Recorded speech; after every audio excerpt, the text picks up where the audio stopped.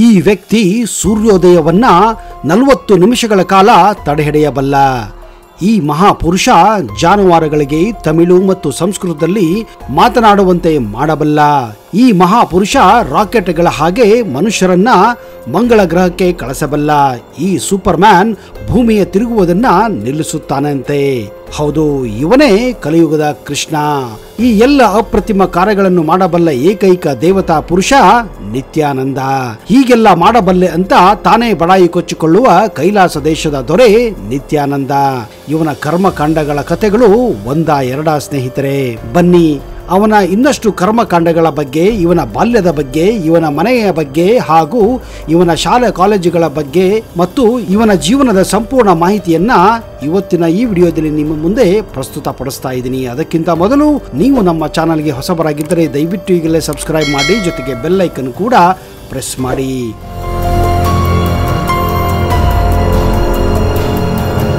ನಮಸ್ಕಾರ ಸ್ನೇಹಿತರೆ, ನಿಮಗೆಲ್ಲ ಆತ್ಮೀಯ ಸ್ವಾಗತ. ನಿತ್ಯಾನಂದ ಹೆಸರು ಕೇಳಿದರೆ ಯಾರಿಗೂ ಕೂಡ ಆನಂದ ಬರದು. ನಿತ್ಯಾನಂದನ ಅಸಲಿ ಹೆಸರು ಅರುಣಾಚಲಂ ರಾಜಶೇಖರನ್. ಹುಟ್ಟಿದ್ದು ಜನವರಿ 1, 1978. ಆದರೆ ಇವನ ಅಫಿಡಿಯೇಟ್ ನಲ್ಲಿ ಇರೋದು 1977 ಅಂತ. ಯಾವುದು ಸರಿ ಯಾವುದು ಸುಳ್ಳು ಆ ದೇವರಿಗೆ ಗೊತ್ತು, ಆ ನಿತ್ಯಾನಂದನಿಗೆ ಗೊತ್ತು. ಅವನ ಅನುಯಾಯಿಗಳು ಇವನನ್ನ ನಿತ್ಯಾನಂದ ಪರಶಿವಂ ಮತ್ತು ಪರಮಹಂಸ ನಿತ್ಯಾನಂದ ಎಂದು ಕರೆಯುತ್ತಾರೆ. ಅವನ ಅನುಯಾಯಿಗಳ ಪ್ರಕಾರ ಇವನು ದೇವಮಾನವ ಮತ್ತು ಆರಾಧನಾ ನಾಯಕ. ಮಿಸ್ಟರ್ ಅರುಣಾಚಲಂ ರಾಜಶೇಖರನ್ ನಿತ್ಯಾನಂದ ಧ್ಯಾನಪೀಠದ ಮಹಾ ಸಂಸ್ಥಾಪಕನಾಗಿದ್ದಾನೆ. ಈ ಒಂದು ಸಂಸ್ಥೆ ಅನೇಕ ದೇಶಗಳಲ್ಲಿ ದೇವಾಲಯಗಳನ್ನ, ಗುರುಕುಲಗಳನ್ನ ಮತ್ತು ಆಶ್ರಮಗಳನ್ನು ಕೂಡ ಹೊಂದಿರುವ ಒಂದು ಟ್ರಸ್ಟ್ ಆಗಿದೆ. ಆದರೆ ಭಾರತೀಯ ನ್ಯಾಯಾಲಯದಲ್ಲಿ ಅತ್ಯಾಚಾರ ಮತ್ತು ಅಪಹರಣಗಳ ಆರೋಪಗಳನ್ನು ಸಲ್ಲಿಸಿದ ನಂತರ ರಾಜಶೇಖರನ್ ಭಾರತದಿಂದ ಪಲಾಯನ ಮಾಡಿದ್ದಾನೆ ಮತ್ತು 2019ರಿಂದ ತಲೆಮರೆಸಿಕೊಂಡಿದ್ದಾನೆ. ಆರೋಪಗಳಿಗೆ ಸಂಬಂಧಿಸಿದಂತೆ ನ್ಯಾಯಾಲಯವು ಹೊರಡಿಸಿದಂತಹ ಜಾಮೀನು ರಹಿತ ವಾರಂಟ್ಗೆ ಇವನು ಒಳಪಟ್ಟಿದ್ದಾನೆ. 2020ರಲ್ಲಿ ರಾಜಶೇಖರನ್ ಕೈಲಾಸ ಎಂಬ ತನ್ನದೇ ಆದ ಸ್ವಯಂ ಘೋಷಿತ ದ್ವೀಪ ರಾಷ್ಟ್ರದ ಸಂಸ್ಥಾಪನೆಯನ್ನು ಮಾಡಿದ್ದಾನೆ.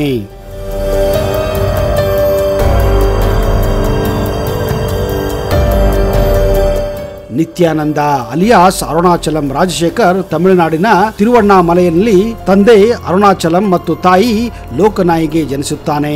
ಈ ಕುಟುಂಬ ಶೈವ ವೆಲ್ಲಾಳ ಸಮುದಾಯಕ್ಕೆ ಸೇರಿತ್ತು. ಜನ್ಮ ದಿನಾಂಕ ಕುರಿತು ಹಲವಾರು ಸಂಘರ್ಷಗಳಿವೆ. 2003ರ ಯುನೈಟೆಡ್ ಸ್ಟೇಟ್ ವೀಸಾವು 13 ಮಾರ್ಚ್ 1977ರ ದಿನಾಂಕವನ್ನ ನೀಡಿತ್ತು. ಆದರೆ 2010ರ ಕರ್ನಾಟಕ ಹೈಕೋರ್ಟ್ ಪ್ರಕರಣದಲ್ಲಿ ಪ್ರಮಾಣ ವಚನ ಅಂದರೆ ಅಫಿಡಿಯೇಟ್ ನಲ್ಲಿ 1 ಜನವರಿ 1978 ಉಲ್ಲೇಖಿಸಲಾಗಿದೆ. ನಿತ್ಯಾನಂದ ತಂದೆ ಒಂದು ಫ್ಯಾಕ್ಟರಿಯಲ್ಲಿ ಕೆಲಸ ಮಾಡುತ್ತಿದ್ದರು, ಬಡವರಾಗಿದ್ದರು. ರಾಜಶೇಖರನ್ ಹಾಗೂ ಇತರ ಮಕ್ಕಳನ್ನ ಅವರು ಚೆನ್ನಾಗಿಯೇ ಓದಿಸುತ್ತಿದ್ದರು. ರಾಜಶೇಖರನ್ ಮನೆ ಚಿಕ್ಕದಾಗಿತ್ತು. ಓದಿನಲ್ಲಿ ಹಾಗೂ ಧ್ಯಾನದಲ್ಲಿ ಯಾವಾಗಲೂ ಇರುತ್ತಿದ್ದ. ಈ ಚಿಕ್ಕ ಮನೆಯಲ್ಲೇ ಒಮ್ಮೊಮ್ಮೆ ತಪಸ್ಸಿಗೆ ಕೂಡುತ್ತಿದ್ದ.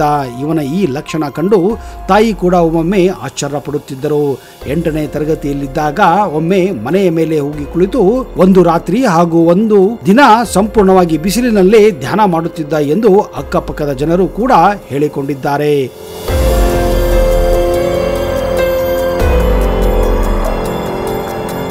ಮುಂದೊಂದು ದಿನ ತನ್ನ ಈ ಮನೆಯನ್ನೇ ಆಶ್ರಮವನ್ನಾಗಿ ಮಾಡುತ್ತೇನೆ ಎಂದು ತನ್ನ ಸ್ನೇಹಿತರ ಮುಂದೆ ಬಡಾಯಿ ಕೊಚ್ಚಿಕೊಳ್ಳುತ್ತಿದ್ದನಂತೆ.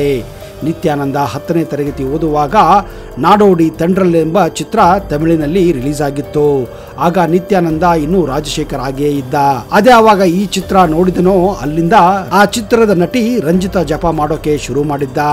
ಬ್ಯಾಗಿನಲ್ಲಿ ರಂಜಿತಾ ಫೋಟೋಗಳನ್ನು ಇಟ್ಟುಕೊಂಡು ಓಡಾಡುತ್ತಿದ್ದ. ಮನೆಯಲ್ಲಿ ಇವನಿಗಾಗಿ ಒಂದು ಸಪರೇಟ್ ಕೋಣೆ ಕೂಡ ಇತ್ತು. ಆ ರೂಮಿನಲ್ಲಿ ಇವನು ಅವನ ಒಂದು ಕಪಾಟಿನಲ್ಲಿ ನ್ಯೂಸ್ ಪೇಪರ್ ಹಾಗೂ ಮ್ಯಾಗಝಿನ್ ನಲ್ಲಿ ಬರುತ್ತಿದ್ದಂತಹ ರಂಜಿತಾ ಇರಬರ ಫೋಟೋಗಳನ್ನ ಕಟ್ಟು ಮಾಡಿ ಅಲ್ಲಿ ಅಂಟಿಸಿಕೊಳ್ಳುತ್ತಿದ್ದ. ಹೀಗೆಂದು 10ನೇ ತರಗತಿಯಲ್ಲಿ ಸಹಪಾಠಿಯಾಗಿದ್ದ ಶಿವಕುಮಾರ್ ಎಂಬುವರು TV9ಗೆ ಇದನ್ನ ವಿವರಿಸಿದ್ದಾರೆ. ನಾಡೋಡಿ ತಂಡ್ರಲ್ ಸಿನಿಮಾ ನೋಡುತ್ತಿದ್ದಂತೆಯೇ ನಿತ್ಯಾನಂದನ ವರ್ತನೆಯಲ್ಲಿ ಬದಲಾವಣೆಯಾಗಿತ್ತು. ಇದನ್ನು ಆತನ ಸಹಪಾಠಿ ಗಮನಿಸಿದ್ದರು. ಹೀಗಾಗಿ ಇವನ ಕೆಲವು ಸ್ನೇಹಿತರು Rajashekar in love with Ranjitha ಎಂದು ಕಾಡುತ್ತಿದ್ದರು.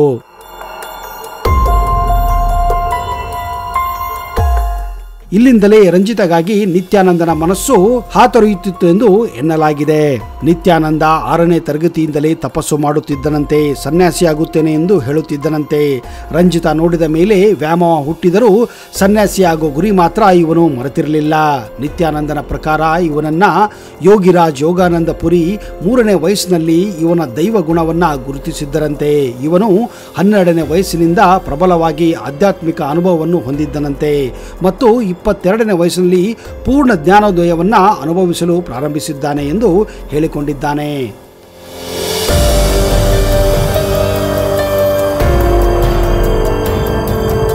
8 ವರ್ಷಗಳ ಕಾಲ ಮನೆ ಬಿಟ್ಟು ಹೋದವನು ತಮಿಳುನಾಡು, ಹಿಮಾಚಲ ಪ್ರದೇಶ, ಉತ್ತರಾಖಂಡ ಹೀಗೆ ಅನೇಕ ಕಡೆ ಅಲದಾಡಿ ಕೊನೆಗೆ ಇವನು ಕಾಣಿಸಿಕೊಂಡಿದ್ದು ಬೆಂಗಳೂರಿನ ಬಿಡದಿ ಬಳಿ. 2002ರಲ್ಲಿ ಅಂದರೆ ವಯಸ್ಸು 24 ಆದಾಗ ಇವರು ನಿತ್ಯಾನಂದ ಎಂಬ ಹೆಸರಿನಲ್ಲಿ ತನ್ನ ಸಾರ್ವಜನಿಕ ಜೀವನವನ್ನ ಈ ಬಿಡದಿಯಲ್ಲೇ ಪ್ರಾರಂಭಿಸಿದ್ದು. ಈ ಹೆಸರನ್ನು ಮಹಾನ್ ಅವತಾರ ಬಾಲಾಜಿಯವರು ಹಿಮಾಲಯದಲ್ಲಿ ಸನ್ಯಾಸಿಗಳಿಗೆ ಅಲೆದಾಡುವಾಗ ಅತೀಂದ್ರಿಯ ಅನುಭವವನ್ನ ಇವನಲ್ಲಿ ಕಂಡು ಇವನಿಗೆ ಹೆಸರು ಇಟ್ಟಿದ್ದರು ಎಂದು ತಾನೇ ಹೇಳಿಕೊಂಡಿದ್ದಾನೆ. ಕೊನೆಗೆ 2003ರಲ್ಲಿ ಇವನು ತನ್ನ ಆಶ್ರಮ ಧ್ಯಾನಪೀಠವನ್ನ ಬೆಂಗಳೂರು ಬಳಿ ಇರುವ ಬಿಡದಿಯಲ್ಲಿ ಪ್ರಾರಂಭಿಸಿದ್ದಾನೆ.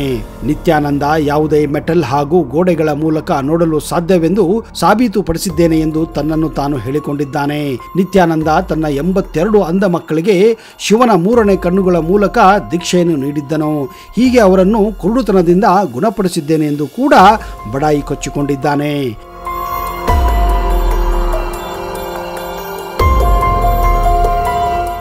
2010ರಲ್ಲಿ ಸನ್ ಟಿವಿ ವಿಡಿಯೋ ರೆಕಾರ್ಡಿಂಗ್ ಅನ್ನ ಪ್ರಸಾರ ಮಾಡಿತ್ತು.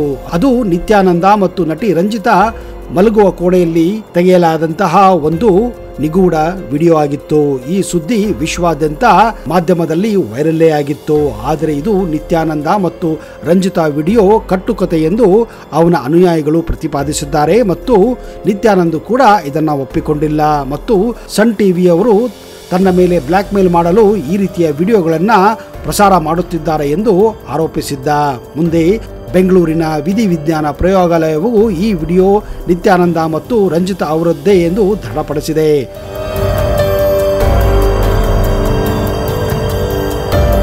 ನವೆಂಬರ್ 20, 2019ರಂದು ಬೆಂಗಾಲ್ ಪೊಲೀಸರು ಹಲವಾರು ನ್ಯಾಯಾಲಯದ ವಿಚಾರಣೆಗಳಿಗೆ ಹಾಜರಾಗದೇ ಇರಲು ಇದ್ದಾಗ ನಿತ್ಯಾನಂದ ಭಾರತದಿಂದ ಪಲಾಯನ ಮಾಡಿದ್ದಾನೆ ಎಂದು ಕಂಪ್ಲೇಂಟ್ ಕೂಡ ಮಾಡಿದ್ದಾರೆ.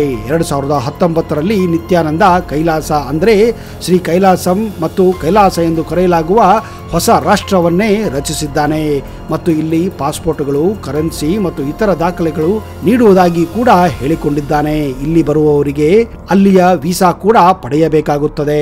ಕೇವಲ ಅಲ್ಲಿ ಪ್ರವಾಸಿಗರಿಗೆ 15 ದಿನದ ಮೊದಲ ವೀಸಾವನ್ನು ಕೂಡ ಕೊಡಲಾಗುತ್ತದೆ. ಆಗಸ್ಟ್ 2020ರಲ್ಲಿ Nithyananda the reserve bank of ಕೈಲಾಸನ್ನು ಕೂಡ ಪ್ರಾರಂಭಿಸಿದ್ದನು ಮತ್ತು ಅದರ ಅಧಿಕೃತ ಚಿನ್ನದ ಕರೆನ್ಸಿ ಆದಂತಹ ಕೈಲಾಸಿಯನ್ ಡಾಲರ್ ಅನ್ನು ಕೂಡ ಬಿಡುಗಡೆ ಮಾಡಿದ್ದನು. ಅಷ್ಟೇ ಅಲ್ಲದೆ ನಾಣ್ಯಗಳನ್ನ ಕೂಡ ಬಿಡುಗಡೆ ಕೂಡ ಮಾಡಿದ್ದಾನೆ.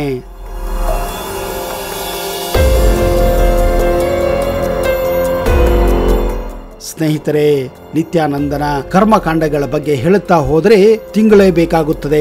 ಆದ್ದರಿಂದ ಒಂದೇ ವಿಡಿಯೋದಲ್ಲಿ ಅವನ ಎಲ್ಲ ಚರಿತ್ರೆಯನ್ನು ಹೇಳಲು ಸಾಧ್ಯವಿಲ್ಲ. ಮುಂದಿನ ಕೆಲವು ವಿಡಿಯೋಗಳಲ್ಲಿ ಇನ್ನೂ ಅವನ ಸಂಪೂರ್ಣವಾದ ಮಾಹಿತಿಯನ್ನ ಕೊಡಲು ಪ್ರಯತ್ನಿಸುತ್ತೇನೆ. ಅಲ್ಲಿಯವರೆಗೆ ಜೈ ಹಿಂದ್, ಜೈ ಕರ್ನಾಟಕ. ನಿಮಗೆಲ್ಲ ಒಳ್ಳೆಯದಾಗಲಿ.